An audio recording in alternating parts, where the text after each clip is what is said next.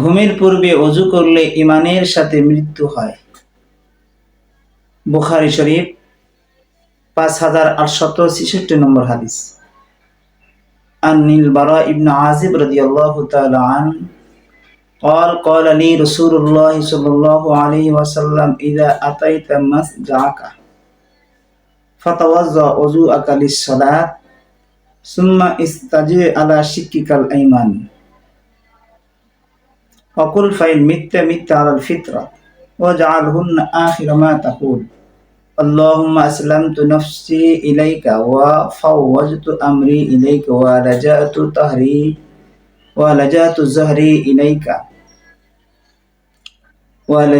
زهري إليك رغبة ورهبة إليك لا ملجأ ولا منجا منك إلا إليك آمنت بكتابك الذي أنزلت وبنبيك الذي أرسلت।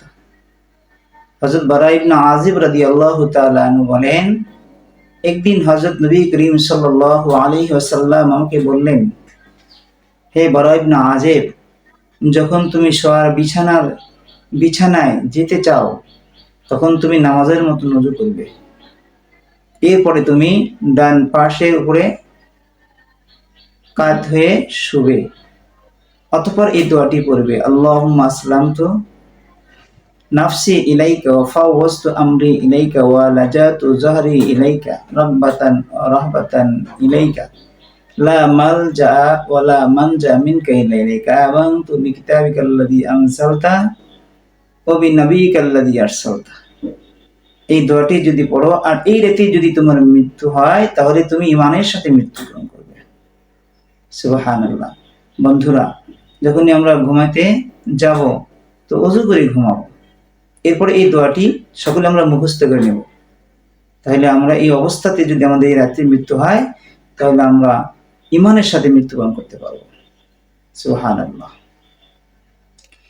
আরেকটি হাদিসের মধ্যে এসেছে, হযরত মুআয বিন জাবাল রাদিয়াল্লাহু তাআলা আনহুকে থেকে বর্ণিত, হযরত নবী করিম সাল্লাল্লাহু আলাইহি ওয়াসাল্লাম বলেন, মা মিন মুসলিমিন ইয়াবিতু আলা যিকরিন তাহিরিন ফায়াতাআরু মিনাল লাইল ফায়াসআলুল্লাহা খায়রাম মিনাদ দুনিয়া ওয়াল আখিরা ইল্লা আতাহু ইয়া। হযরত মুআয বিন জাবাল রাদিয়াল্লাহু তাআলা আনহু বর্ণনা করেন যে নবী করিম সাল্লাল্লাহু আলাইহি ওয়াসাল্লাম ইরশাদ করেন যে যদি কোনো ব্যক্তি পবিত্রতার সাথে জিকির করতে করতে রাতে ঘুমায় তাহলে এই ব্যক্তি আল্লাহর কাছে দুনিয়া এবং পরকালের কল্যাণ চাইলে আল্লাহ সেটা অবশ্যই দিবেন। সুবহানাল্লাহ। তাহলে বন্ধুরা, আমরা অবশ্যই ওযুর সাথে ঘুমানোর চেষ্টা করব।